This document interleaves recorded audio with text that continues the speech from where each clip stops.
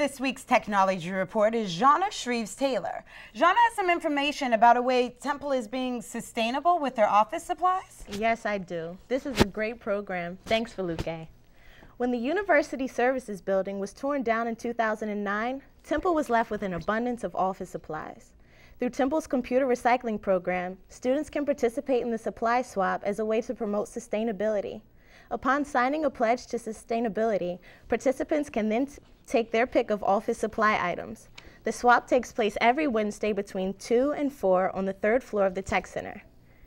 At this year's Web 2.0 Summit held in San Francisco was LinkedIn's co-founder Reid Hoffman. At the conference, he was asked if he viewed Facebook as a competitor.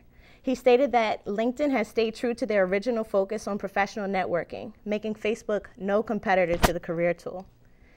There's a website called fakegirlfriend.co. Anyone can go to this site. Simply store the site's cell phone number, give their new fake girlfriend a name, and send her a text message. She will respond back as long as you respond. Psychologist Pat Johnson believes that it is a way for singles to avoid the stigmatism of being lonely. There are over 240,000 reported users on this site. There are a number of creative iOS apps that adhere to lazy tendencies.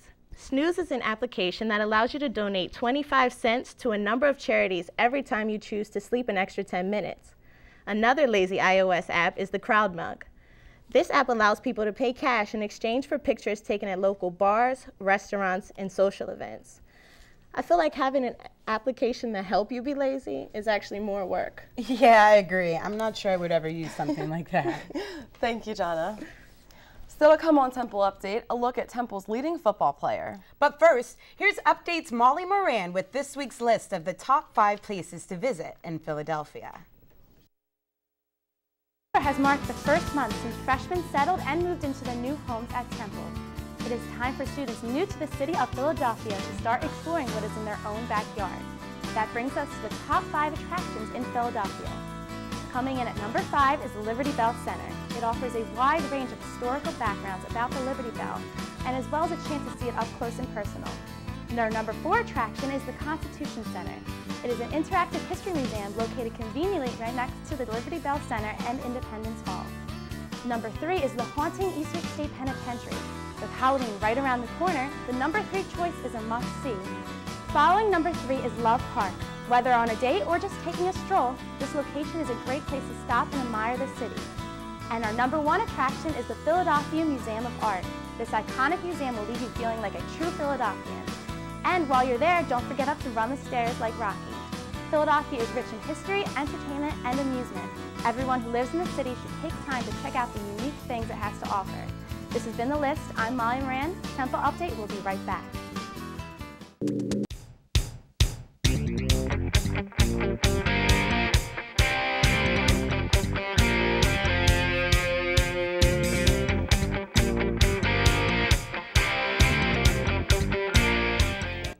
Hello everyone and welcome to the Sports Desk. I'm Lindsay Keeler.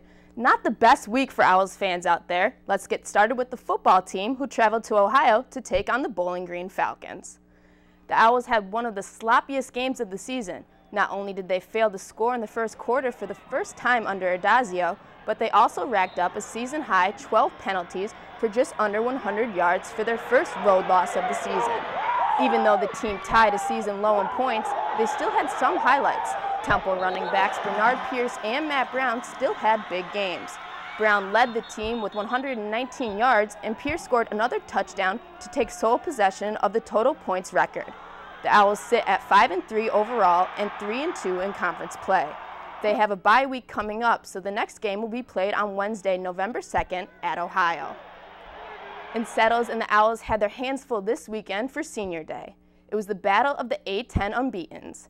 UMass came to Temple for a matchup at Giese Field to decide the regular season conference champion. And it was in fact a beautiful day at Giese Field, and the Owls started it early. Bridget Settles gave the Owls an early lead, but it would be for naught. UMass ties it up and sends it to overtime, where the Minutemen would take control and win this one. A heartbreaking loss for Temple, your final 2-1. And Temple football may have lost this past weekend, but week in and week out, there is a common theme here at the Sports Desk, and that is Bernard Pierce. We thought it would take time to talk to the man himself. Update's Kyle Fisher has more. Bernard Pierce has taken the country by storm. Not only is he leading the nation in rushing touchdowns, but he has broken 9 school records in the past month alone. However, Pierce's greatness was evident long before his record-breaking junior year.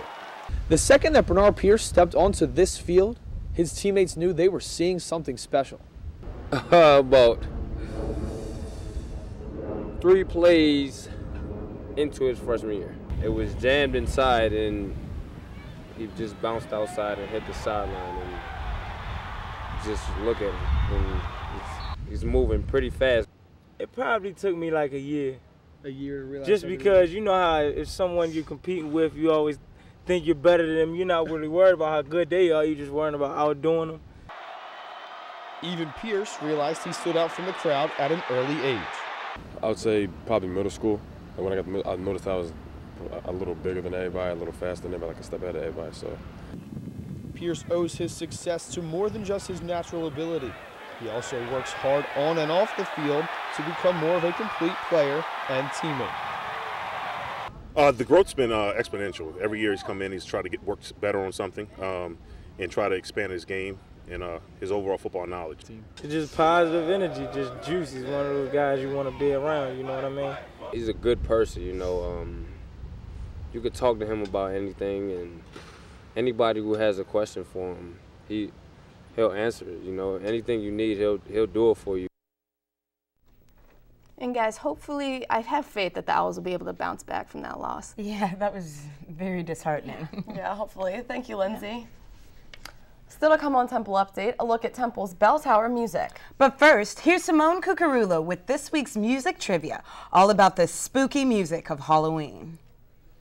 When children look forward to dressing up and getting lots of free candy trick-or-treating. But a part of Halloween we commonly forget is the cultural celebration of it all. From decorations to songs, October 31st is annually made the creepiest night of the year. And that brings us to the music trivia question of the week. Which famous Halloween song has been selected as one of the Rolling Stone magazine's 500 greatest songs of all time?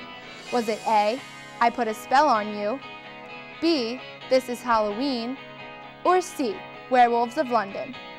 I'll be back in 60 seconds with the answer. And the answer is A, I Put a Spell on You. The 1956 song, written by Screamin' Jay Hawkins, not only ranked 320 on Rolling Stone's list of 500 greatest songs of all time, but was also covered by many artists, including Bette Midler, whose version was featured on the 1993 movie Hocus Pocus. This has been the music trivia question of the week. I'm Simone Cucurullo. Happy Halloween!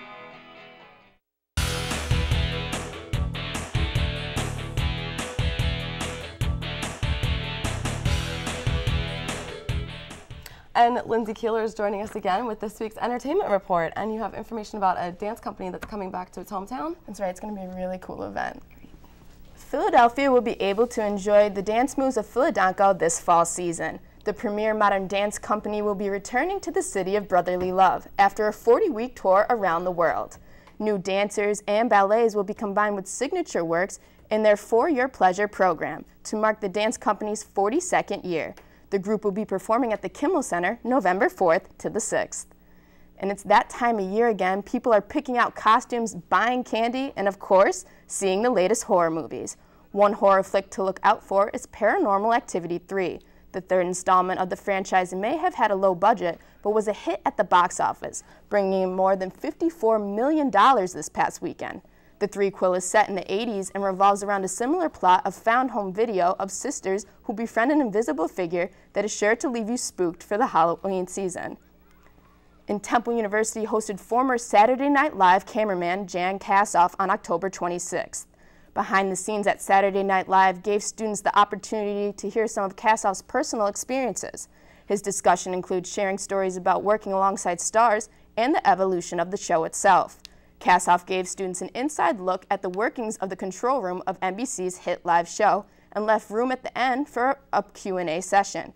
Kassoff also left students with one lasting piece of advice for breaking into the business. One of the best ways that I could recommend students to do is to try to get an internship, to try to get into a page program, to try to get in to work in any way you can to get your foot in the door. Students at Temple get hands-on experience in a variety of platforms. One of the newest platforms is music production. Updates Amanda White has more. That's the sound of bell tower music. Bell tower music is not only a class you can take at Temple, but it is also a record label created by Grammy Award-winning music producer Aaron Levinson. They're as good as any commercial record label out there. I mean, I am unapologetic. I mean, if people say to me, oh, so it's like a college record label, you know, and they say it in a way that I'm like, grr. Students in the class are confident they are well prepared for life after graduation and look forward to people hearing more about bell tower music in the future. I will have real-world experience. I could put that on my resume, and I've met people in the industry, and you don't really get that anywhere else. I'd really like to think that people come out of my class and they could get employed at a record company immediately. Bell Tower Music is looking for any type of musician with talent and drive to gain insight on a real-world experience compared to an academic exercise. The Broadcast, Telecommunications, and Mass Media class is more than just taking notes. It's all about promoting Temple's music scene and its upcoming new artists. Reporting from Temple Update, I'm Amanda White. Guys, I wish I was as talented as those guys are. Yeah, it's great music. Definitely. Thanks, Lindsay. Well, that's it for this edition of Temple Update. Be sure to follow us on Twitter and Facebook by searching Temple Update. You can also watch us on Comcast Channel 50 and Verizon Fios Channel 45. For Foluke Denis and the rest of the Update team, I'm Isabel Garcia. Thanks for watching. We'll see you next time.